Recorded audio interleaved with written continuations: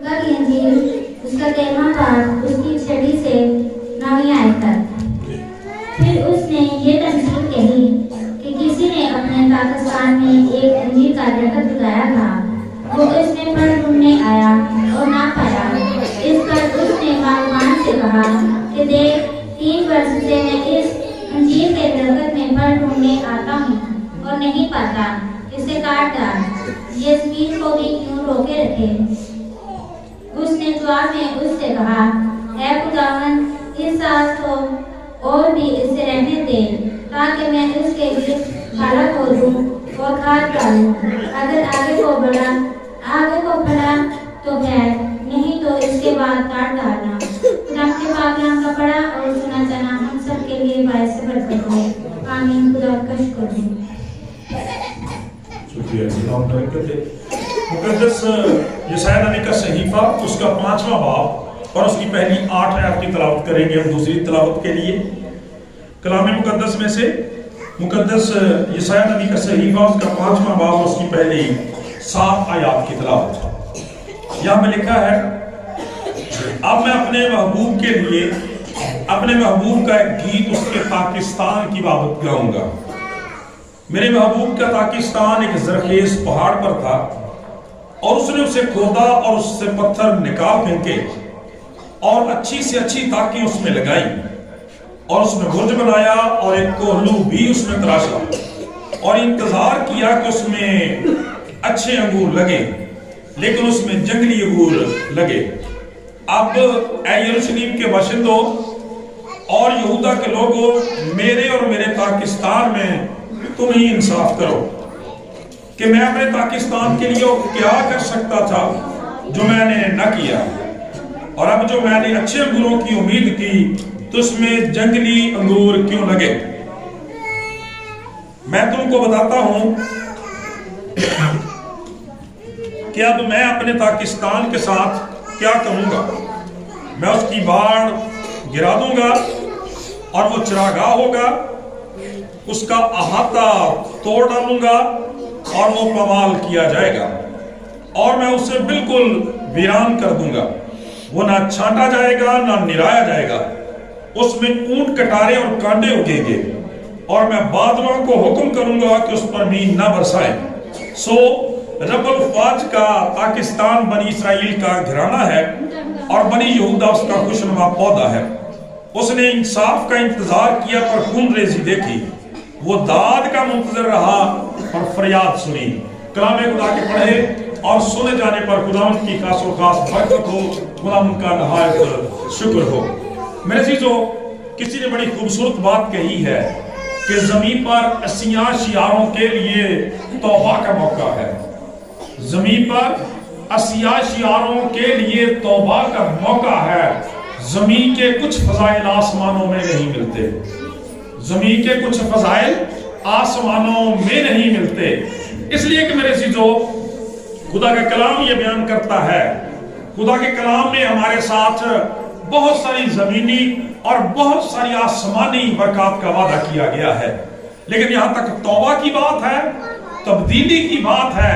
میرے عزیزو، اس کا موقع دوبارہ سے آسمان میں کسی شخص کو نہیں دیا جاتا اور نہیں دیا جا سکتا۔ اس لیے خدا کی شکر گزاری کرتے ہیں کہ جیسے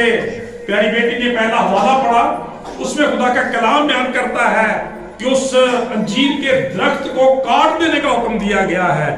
جس کے تعلق سے لکھا ہے کہ خدا 1 سال سے نہیں، اس کا مالک 1 سال سے نہیں، 2 سال سے نہیں، بلکہ اکٹھے 3 سال سے لکھا ہے اس میں پھل ڈھونڈنے کے لیے آتا ہے اور مایوس لوٹ جاتا ہے۔ لیکن اب 3 سال کے بعد خدا کا پاک کلام بیان کرتا ہے کہ جب خدا نے اس کو کاٹ دینے کا حکم دیا تو پھر ایک دفعہ باغبان جو ہے، مالی جو ہے، وہ مالک کی منت کرتا ہے اور اس سے مہلت طلب کرتا ہے 1 اور سال کے لیے کہ خداوند اگر اس سال یہ پھلدار ہوا، اس کی زندگی میں تبدیلی آئی، اس میں ترقی آئی، روشنی آئی، تو اسے قائم رکھنا، ورنہ اس کے بعد کاٹ ڈالنا۔ میرے عزیزو، ہم خدا کی شکر گزاری کرتے ہیں کہ ہم 2023 کے سال میں داخل ہو چکے ہیں اور آج شکر گزاری کی ہم عبادت کر رہے ہیں، اس لیے کہ پچھلے سال میں بہت سارے لوگوں کو خداوند نے اپنی پاک مرضی سے اپنے پاس بلا لیا، اور جب ہم اپنے کاموں کی، اپنے کردار کی بات کرتے ہیں تو شاید بلکہ یقیناً ہم ان سے زیادہ اچھے نہیں ہیں، بلکہ ہماری زندگیوں میں زیادہ کمزوریاں ہیں۔ سو ضرورت اس بات کی ہے کہ نیا سال خدا کی طرف سے مہلت ہے، ایک موقع ہے، ایک وقت ہے، ایک فیصلے کا دن ہے کہ ہم نے خدا کے ساتھ پچھلا وقت کس طرح سے گزارا ہے، پچھلا سال کیسے گزارا ہے، اور اس اگلے سال کو اور اگلے سالوں کو کس طرح سے خدا کے ساتھ گزارنا ہے۔ لہذا اگر نیا سال خدا کی بخشش ہے، مہربانی ہے، مہلت ہے، معافی ہے میرے عزیزو، تو پھر یہ ایک فیصلے کا دن بھی ہے۔ آج ہمیں فیصلہ کرنا ہے کہ ہم اپنی زندگیاں کس طرح سے بسر کرنی ہے اور کس کے ساتھ بسر کرنی ہے، اور غور کرنا ہے کہ جب خدا کا کلام کہتا ہے کہ وہ مالک جو تھا پھل ڈھونڈنے کے لیے آیا، اسی طرح سے خدا نے اپنے لوگوں کو دنیا میں اس لیے رکھا ہے کہ ان کی زندگیوں سے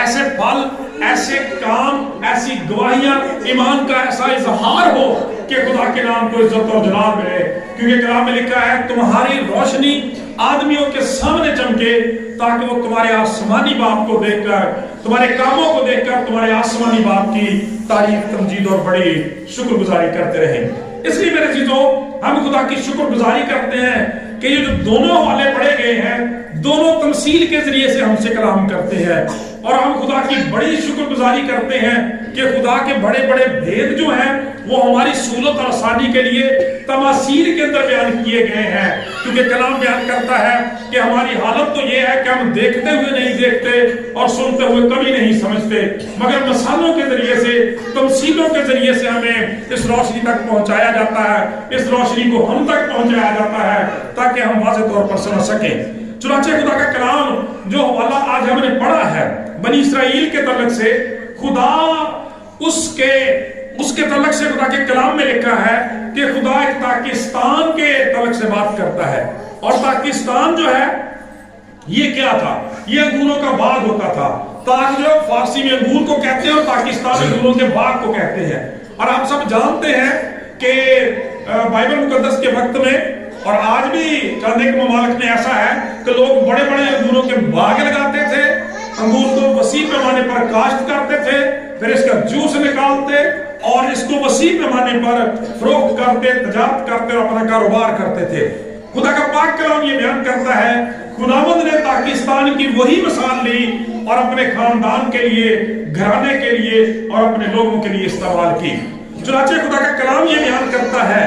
جب نئے سال کی بات آتی ہے تو پھر ہمیں موقع دیا جاتا ہے کہ ہم پرکھ سکیں کہ جب خدا نے طرح طرح کی نعمتیں، برکتیں اور بخششیں اس پاکستان کی طرح سے ہمیں دی ہیں، ہم نے خدا کے لیے کس قسم کا، کون سا اور کتنا پھل پیدا کیا ہے۔ چنانچہ پاک کلام کے اندر اس تمثیل کے تعلق سے جب ہم دیکھتے ہیں،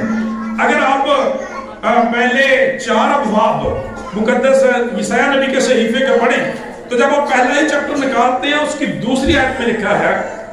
کہ سنے آسمان اور کان لگا اے زمین کہ خداوند یوں فرماتا ہے کہ میں نے لڑکوں کو پالا اور پوسا پر انہوں نے مجھ سے سرکشی کی،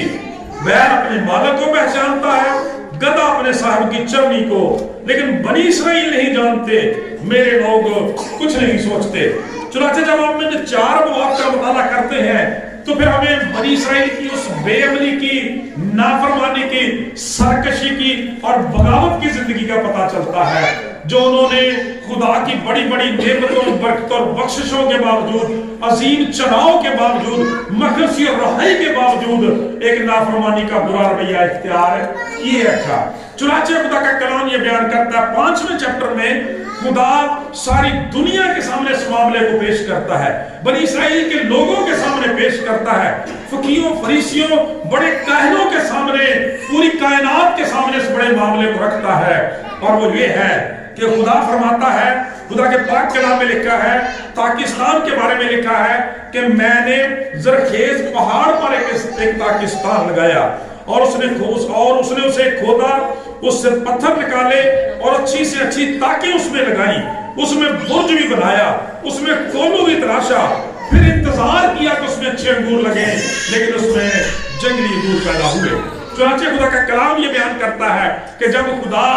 اس پاکستان کی بات کرتا ہے तो बुनियादी तौर पर वो बनी इसराइल की बात करता है कि जब वो मुल्क मिस्र से उनको निकाल लाया और जिस मुल्क का वायदा किया था कि जिसमें दूध और शहद बहता है, उसमें खुदा ने उनको लगाया।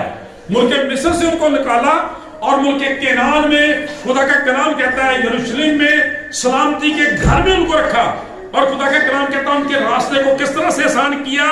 लिखा है कि उसने उसे खोदा, उससे पत्थर निकाल फेंके। यानी ये उन कौमों की तरफ इशारा है, उन मुश्किलात और मसाइल की तरफ इशारा है जो बनी इसराइल को वाले वक्त में पेश आने वाले थे। खुदा ने उस सारी कौमों को उनके सामने से दफा किया और उस मुल्क केनान को, खुशी के घर को, शादमानी की जगह को उनके लिए साफ किया और उन्हें वहां पे